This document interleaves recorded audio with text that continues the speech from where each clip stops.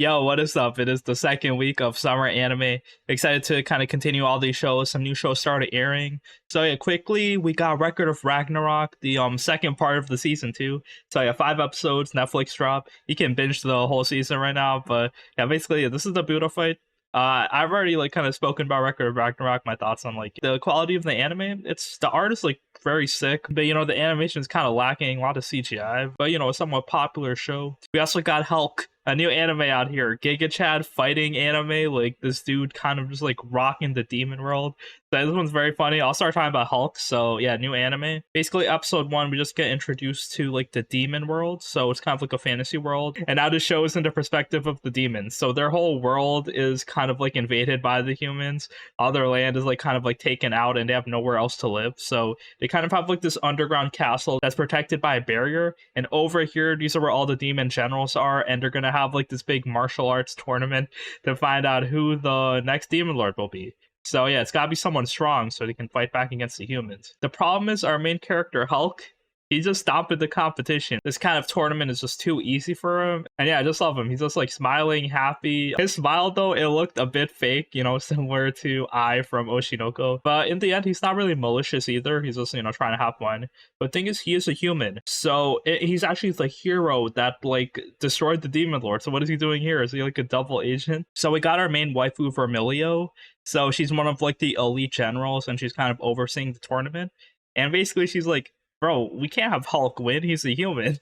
So we gotta sabotage him. She's so cute because she just gets so angry. She's just like has like fire aesthetics, and when she gets really mad, she just blows things up. But yeah, basically she's just like trying to sabotage Helck. She's like, it's not a fighting tournament anymore. We gotta like make a house of cards. We gotta finesse them. It's a cooking competition now. We gotta cook food. The problem is everything Helck does is just like so perfect. So yeah, he's kind of like shaping the rules to suit him, and it makes it to the semifinals of the tournament. So yeah, there's like 3 people left basically, and Vermilio's just like super angry. It's kind of cute seeing her reactions. It's not really supposed to be taken too seriously, but yeah, we're following our dude Helck. He wants to help the demons for some reason. He hates humans, so we don't really know why.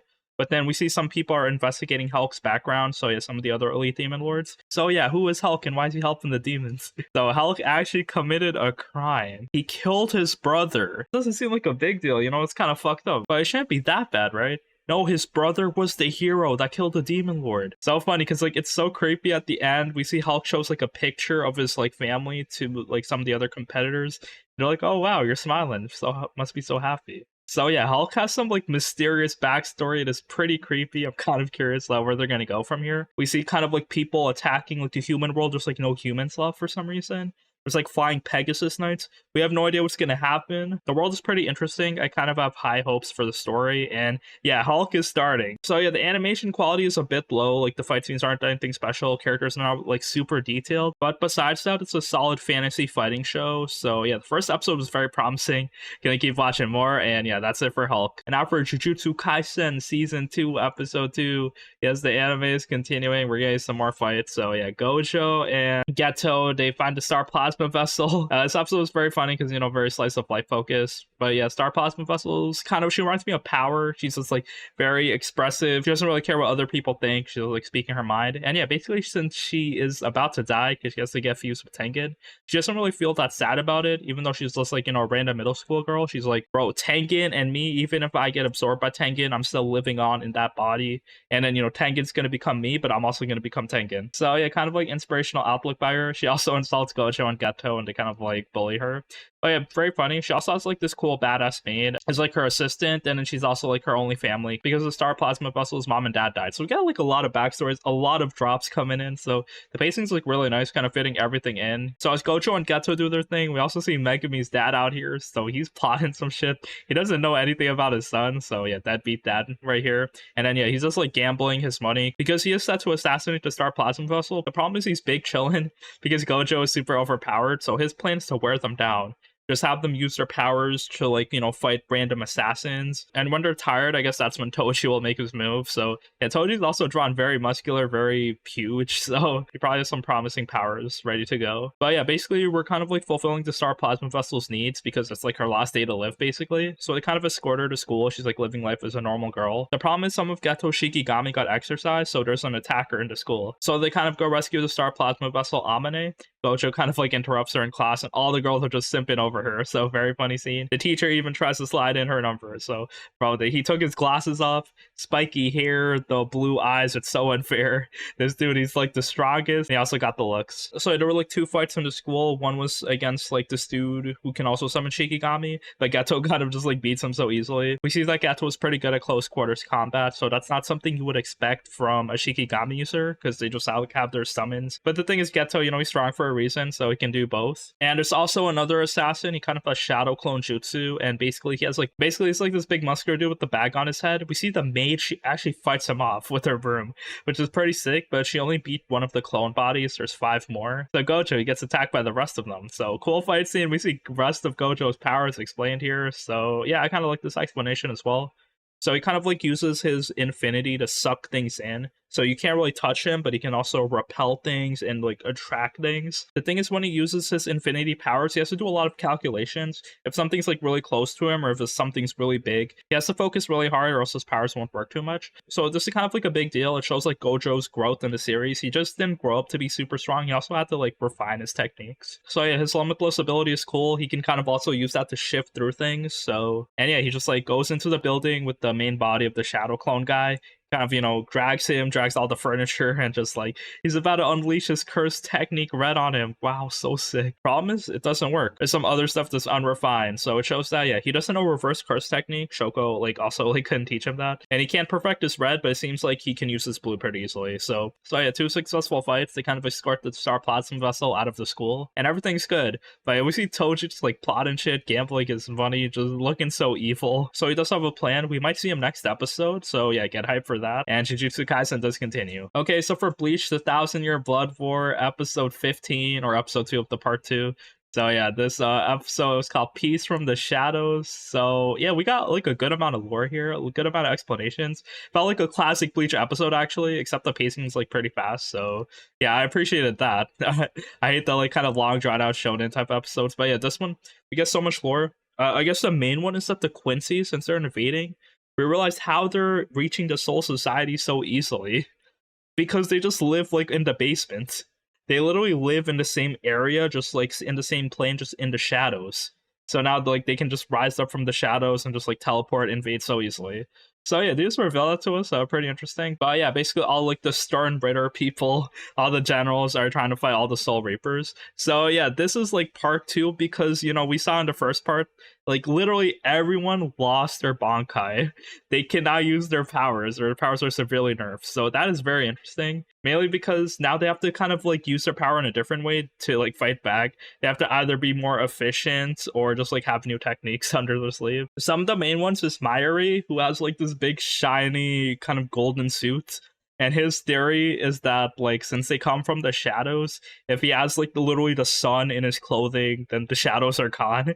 So that was very funny logic by him. The kind of guy that he was trying to fight just like walks away because that would be too hard. And there's like this ice dude, Toshiro. Yeah, he's a really young dude, and I mean he was pretty badass, but yeah, he lost his ice powers. So now he's teaming up with Matsumoto. She's like the big booba girl, and they're kind of combining their powers to make his ice a bit stronger. So they're fighting like this fire dude. So this fight was pretty hype, I guess. It was nothing really special, but like the animation, everything was clean. So yeah, I kind of like the back and forth. But yeah, basically the fire dude, he can melt the ice so easily. After that, we see Soy Fawn. So yeah, I loved her. She's like, you know, the hot like kind of ninja waifu. Problem is, yeah, she's facing like this kind of mecha dude. His name's BG9. It's also funny seeing BG9 bully like the dude that was trying to protect his little sister. And that was really cute. But basically Soy Fawn, she kind of like got blown up. So she's supposed to be super fast even without her Bankai, but yeah, she just gets blown up. I don't think she died. You know, no one really dies in Bleach unless like their body's like confirmed, just, like cut in half. So yeah, if they get stabbed or shot or something, they're probably still alive. But yeah, basically a lot of destruction happening. Your watch basically said, we want annihilation, like complete, like I love peace, so just like finish this quickly. Problem is, yeah, everyone's putting up a fight, but yeah, they're getting overwhelmed. And basically he wants to crush their spirit by basically having the person that stole their Bankai beat them. So the fighting continues. We get like 2 fights here basically. We see Ichigo, he's like in the Squad Zero section of the Soul Society, and he's still trying to train. So he has to kind of like get in touch with his inner self, stuff like that. It's like a lot of cool stuff happening. We just gotta see what's gonna happen in this Blood Bowl, but I really love the pacing, animation, you know, is sick. Character designs are next level, so yeah, love that. The other captain dude, Shunsui, with the eye patch and the straw hat, he's also badass. Him and then like the other girl, she has like a barrier that kind of like wards off Quincy's. So yeah, the anime continues, all these captains are fighting. We're probably gonna see more people provide support. It's gonna be a back and forth. There's a lot more characters to kind of make their appearance. So yeah, the anime's very sick and Bleach continues. Okay, so for Bungo Stray Dogs, Season 5, Episode 1, a banger episode to start the season. Like, okay, season 4 kind of ended up with the detective agency. They're kind of like vastly overwhelmed. They're being attacked on all sides by different groups. So there were like the hunting dogs. They were just like anime super powered people. Like they just got introduced. They're so goofy but super strong. I really hated them, but I guess they're kind of cool antagonists to go against the main team. After that, there was also the other group. They're kind of like trying to rescue the like kind of magic page that you can write anything in. So basically they framed the detective agency and they spent like the all of season 4 kind of just like running from the police. We also got a bit of Rampo's backstory as well. So yeah, here they're kind of like setting things up. We see that like, yeah, the armed detective agency, they're all going to be assassinated. So who's going to rescue these guys? Well, it's Rampo. His plan is all in set. Like these problems are no match for him. He just like calculated everything. And we also realized that Rampo has no powers. Like we learned that from last season. So this is just a random dude that's like, you know, has super smart detective skills and he's just helping out the team. So he like rescues everyone. We see Kunikata, his arms or like his hands are gone, so he can't use his powers. So I guess we need the doctor girl to cure him. I guess we'll see. But basically, yeah, he uses his power, worked with Poe, and then he kind of rescued everyone. So right now, starting season 5, our squad kind of like somewhat has the advantage. So they're trying to clear their name, beat the terrorists, and I guess like things will go back to normal. So yeah, it's probably gonna be a solid season. The quality's good, music is nice. I really love the OP for the season, and I guess we're gonna see like cool fights, our team using their powers, and yeah, a lot of like cool story moments. Okay, so for Mushoku Tensei, season 2, episode 2. Rudeus is chilling up in the north. It's been a few months, so Mushoku Tensei giving us like random time skips. They don't even care. They're not wasting any time. So yeah, Rudeus just like training here. We kind of see him. He just wants to get more intel. Basically, his main goal is to just like learn where his mom is. So yeah, he's just trying to make a name for himself in this city. We see that his nickname is Quagmire. So is that foreshadowing? Is he just gonna be a degenerate his whole life, not committing to anyone? I guess we'll see. He's also kind of cringe because when we see him training, he's like a Giga Chad mage now, so he's so ripped. The problem is he gives his muscles like names, so bro, not even I do that, bro. That's kind of weird. So yeah, he's being the cringe lord, but you know, being the isekai protagonist. Also another cringe thing, he's like praying to the panties to give him strength, which is also hilarious. So yeah, that's just how he goes through his day. We see the tsundere archer girl also like kind of takes an interest in him. So yeah, she sees that Rudeus is like a good person. He helps people. He uses his magic to cure people, kind of like heat things up. So yeah, the girl from Counter Arrow, she's looking at him and then she invites him to a mission. So yeah, Counter Arrow, Rudeus and them have like a good relationship, so they keep working together. And yeah, his relationship with the archer girl getting closer and closer. So you know, maybe she'll be added to the harem. We will see. But maybe not, because we already got a tsundere archetype in Eris. But yo, maybe she's not tsundere anymore since she cut her hair. So Sarah, there's a spot for you. Anyway, as they go to the next mission, it's basically like to some underground ruins. They gather some scales. They meet some snowdrakes. They fight them off. Rudeus kind of using his magic, everyone else helping out. And then they like kind of butt heads with another party. They're in like the same territory, so they kind of accuse Rudeus' squad of trying to poach the bounty. It was just that their cave was connected to these ruins, so yeah, all the snowdrakes kind of converge. So basically they had some type of disagreement. The leader of that party, he kind of looks like Rudeus' dad a bit, just like blonde-haired, muscular. But basically they kind of establish a truce, and it's all good there. We get some like kind of cool story points here though, because yeah, Rudeus' depression, it's still here, where it's like he's not sad anymore because he has a goal now. He has to rescue his mom, but basically he doesn't want to like get too attached to other people. So like we know he's super strong, but he's not using his full magic. He's just having a fake smile, like pretending to get along with people. So people kind of catch on to his fake personality, and also the other guy from the party kind of like while they get drunk, they meet each other at a bar. He kind of yells at Rudeus like, "Bro, are you looking down on us? You think you could just like chill, relax, not show any emotion? You think you're above us?" So yeah, Rudeus' attitude kind of brushes people the wrong way, where he just wants to be safe and harmless, but he's just like introducing a fake personality in front of everyone. So yeah, Rudeus got to deal with that. It's a bit sad. And after that encounter, a couple of days pass, and then Rudeus hears that Counter Arrow, 2 of the members are dead, Mimir and Sarah. The archer girl ain't no way. I thought she was important.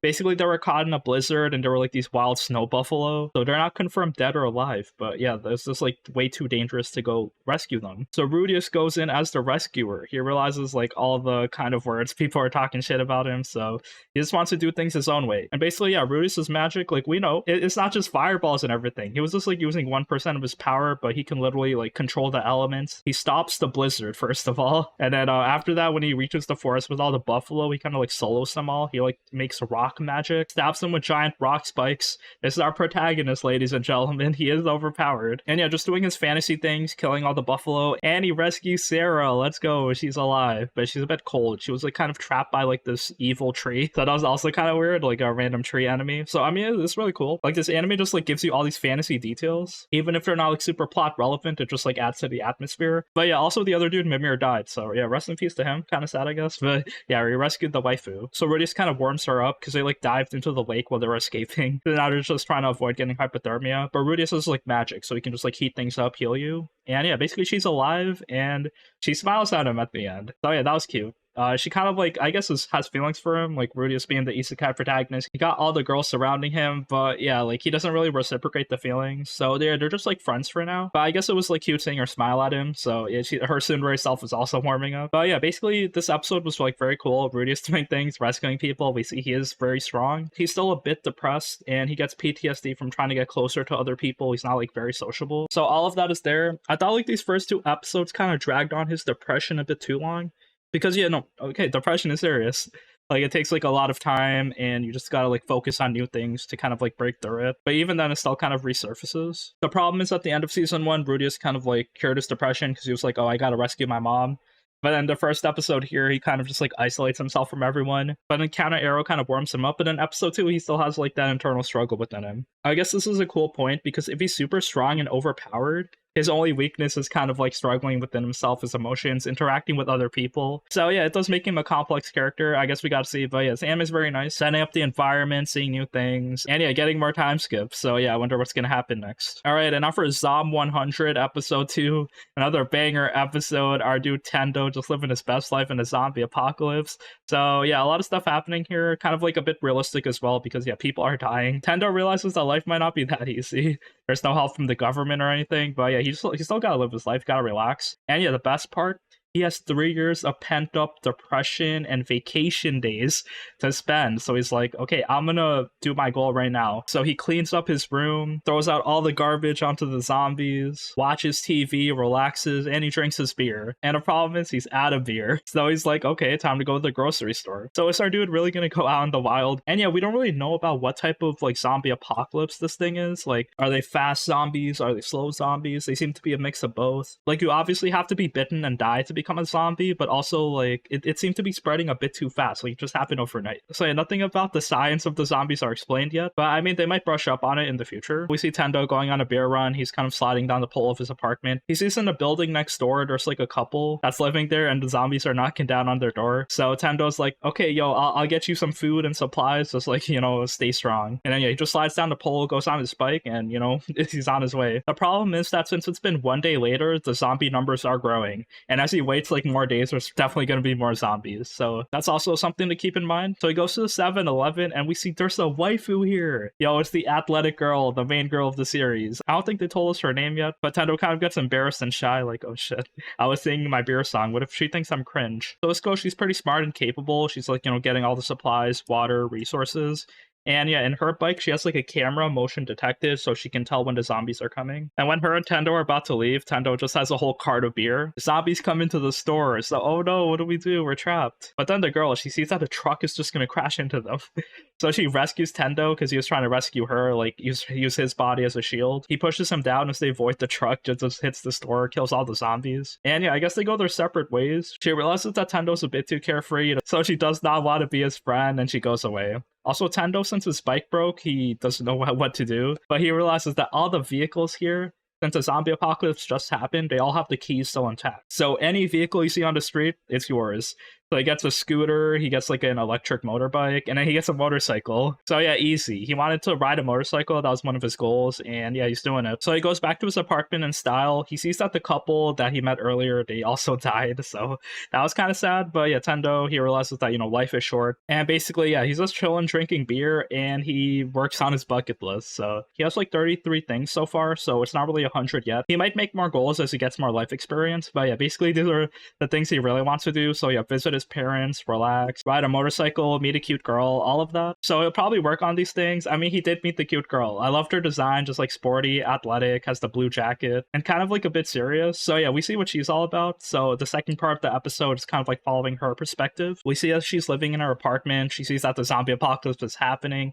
She's watching the news. She got the fitness home gym running. She's working from home. She got the 3-monitor setup. I think this is like a funny contrast to Akira because he's just stuck in the office, has to like work all-nighters, while she's like able to work from home and has like a bit more healthier work-life balance. It's a bit more realistic, serious. She has all these vitamin supplements, and she has her own bucket list of stuff to do to like kind of survive the apocalypse. So like have a like healthy mind state, have water, exercise, just like stuff to do for survival. So hopefully we see more of her. But yeah, basically her bike has the camera. It kind of helps her navigate things. She's kind of surprised at like Tendo's attitude. But yeah, we'll definitely see more of her. She's definitely one of the main characters. And yeah, Zom 100 continues. This anime is just very nice and fun. OP and ED are very good. So yeah, we just gotta see more of it. Okay, so for Atelier Ryza, the anime episode 3, so it's kind of more slice of life, laid back things. Ryza's learning alchemy, helping people, going on adventures. So yeah, she's getting stronger, and basically right now she has to like help other people. She realizes that she can make like raw ingredients like fabric. She can make medicine to give to elderly people. So all of that she's doing to help other people. It's very wholesome. These are like basically side quests in the game. You can help these people by giving them like certain ingredients. It's a good way to incorporate like still living on this island, like still having to do mundane tasks like gather ingredients and supplies, while also like using your power for good, like being the protagonist, helping people out. So yeah, good journey for Ryza so far. No major plot points or enemies are surfacing yet, but like her relationship with Claudia is getting stronger. We see Claudia, she carries like her flute around, so she wants to like play music, but she's also like really shy. She doesn't think her music's good enough. So she basically trains like throughout the episode, and in the end of the episode, she like plays a song for Ryza. So the Yuri ship is going hard. The anime's very chill and laid back, so yeah, we just gotta see what's gonna happen next. Okay, so for Rent a Girlfriend, season 3, episode 2.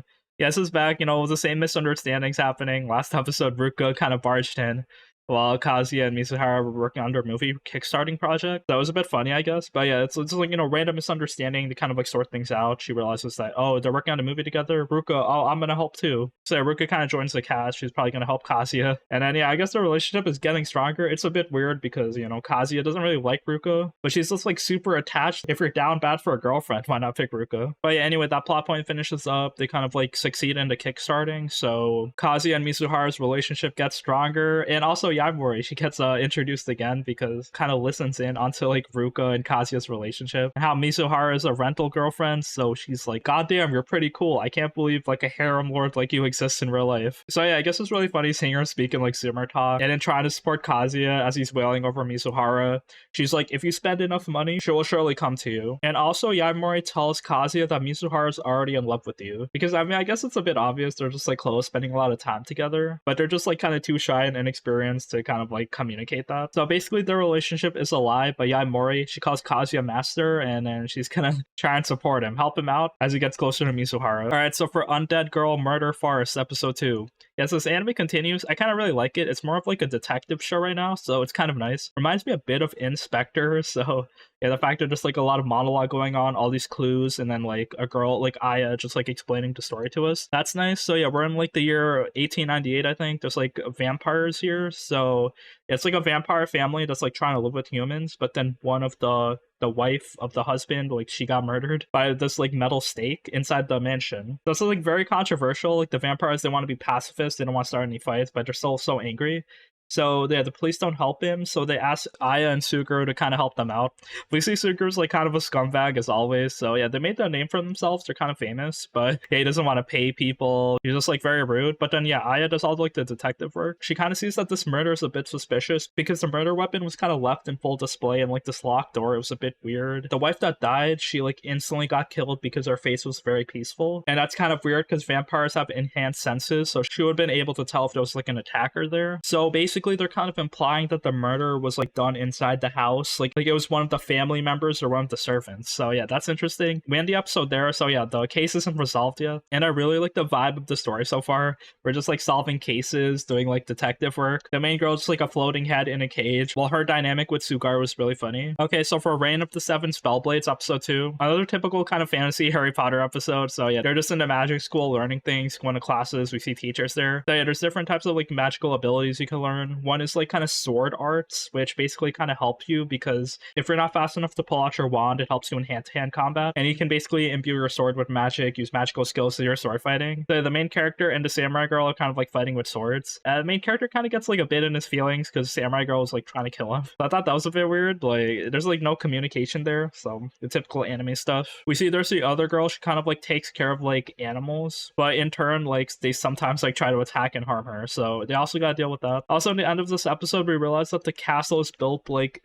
on top of a labyrinth, so there's just like some chamber of secrets thing that just like appears every night. So that's what's kind of weird, but okay, I guess if you're trapped in the school, like you have to be rescued, and some of the students are attacking our main characters. So yeah, that happens. And yeah, the anime continues. The Harry Potter magic stuff is like very strong, but overall I do like the anime twist to it. Okay, so for My Happy Marriage episode 2, bro, this anime is so sad. Each episode I'm just like crying. I feel for the girl so badly because like I think the husband, he's pretty like good so far. He's not like abusive, but still like their relationship, like we need happiness for our girl. So yeah, this episode we get like a lot of reveals as well. So the main one is that like magic, like psychic powers are real in this world. People can like see spirits and they use their powers for different things, like, you know, fire magic, ice magic, maybe like telepathy and like moving things. So yeah, that's like interesting. So the main girl, Mio, she does have magical powers. That's why her dad kind of neglected her, and now she feels like kind of useless. So right now she's just trying her best, trying to like live without magical powers, and then she's like cooking for the main husband. So yeah, that's nice. She like gets up early, gives him like a good breakfast. The problem is the husband, he's a huge tsundere. This is a huge problem. It's a wrench in our plans because he's not showing affection to the girl. So yeah, Mio, as she makes him breakfast, he doesn't want it. He's like, what if you poisoned it? Bro, she worked so hard. She even apologizes like, oh, how offensive of me. Bro, I was so sad. Like she poured her heart into this. She was doing things trying to help out, but yeah, her first assignment, it just like went south. I just felt so sad. I'm crying for her. Like I just want her to be happy. Kyoka, he seems to be like part of the army, and he like kind of trains people using their magical powers. So yeah, that's interesting. But yeah, basically he kind of warms up to Mio. He realizes that like the previous girls that he was married to, they kind of like divorced him. They were just into him for his money. They didn't really like love him or anything. But we see Mio's like kind of different. She's basically very subservient and timid, but it looks like she just wants a place to belong. Everything she went through in her childhood was just like pain and suffering. Even like the stepmom, she like accused Mio. They stole from her. They broke her possessions. It was just like so sad. So yeah, we need her to be happy. We see that the husband, he kind of warms up to her though. He's like, I guess I should stop being tsundere. And he eats her cooking. Character development from him. I was so happy. This anime seems like, you know, just like a slice of life, but I'm just so emotionally invested into Mio. We need this happy marriage to come true. So yeah, hopefully the main dude Kyoka stops being tsundere and helps out our wife. Also, let's quickly go over some other shows. So Temple. Yeah, this is the harem show episode 2. I really like this one. There's like harem hijinks happening. There's like the characters are nice doing their thing. Like no one seems super annoying so far. So yeah, I like this one. Devil's a Part-Timer season 2 part 2 drop. So like the first episode. It's okay. They're kind of like doing the same type of things, like not super interested or invested, but yeah, the anime does continue. Vending machine in another world. We see our vending machine. He like, there was like a Mentos and Coke thing. So yeah, Boxo and Lamis kind of going on adventures, fighting things, helping out other people. It's like pretty cool, wholesome adventures so far. Masamune-kun's Revenge season 2, episode 2 was also like very good, basically because the plot's developing pretty quickly. Like we get like Aki tells us her whole backstory to Masamune, and like we reveal like her perspective on when they're growing up and like they were kids. So yeah, that's like a big shift because both of their backstories are slightly different. And Masamune, he can't really like, this is a misunderstanding, classic like rom-com misunderstanding, but Masamune can't like reveal his side of the story either because he'll just like give away his plan. So yeah, this whole anime stems on his plan for revenge. So, but I love the kind of developments here. We also see the kind of maid girl, Yoshino. She's also like going through some stuff. So yeah, the drama is so good. I'm really looking forward to see how this story develops. And I love feeling all these emotions for these romance shows. They go pretty hard this season. And finally, I'll talk about one more show, Dark Gathering. So yeah, there's 2 episodes so far. It's okay. It's not my favorite. Like the animation quality is whatever, but basically Yeah, it's like horror themed. It hasn't been too much horror yet, but our main dude, he's just like a black haired random dude, and he's really scared of spirits, and he's like possessed by a spirit. It got his arm, so he's just like kind of hiding from people, but he becomes a tutor and like helps out the main girl Yayoi, who's like purple haired, just like creepy, and she's just trying to hunt spirits down because like her parents died and the spirit like captured her mom. So basically, she has to rescue her mom's spirit, let her rest in peace. So yeah, spirits just avoid Yaoi because she's just like this like creepy ass lolly that's pretty strong. So she teams up with the main guy Keitaro, and then it's like since the spirits are attracted to Keitaro and Yaoi can fight off the spirit, it's like a good match between them. Also, Yaoi's cousin is Eiko. She's like helping out Keitaro as well, voiced by Hanakana. So yeah, just like a lot of like creepy things happen in this anime so far, but it's not like super horror themed yet. I bet it gets scary later. Basically, it's just like funny adventures with this purple haired lolly. And yeah, that is it for the animes this week. Thank you for watching. I'm keeping up with most of them. A lot of isekais I did drop, but it's whatever. Mushoku Tensei got the story. So yeah, hopefully Rudius kind of breaks out of his depression. Jujutsu Kaisen, probably going to keep it consistent with more fights. Zom 100's pretty nice and chill. All these romance shows are cool. And Bleach, the action is so good. The pacing is like also very nice. So yeah, we just gotta see where the blood war takes us. And yeah, that's it this week. Peace.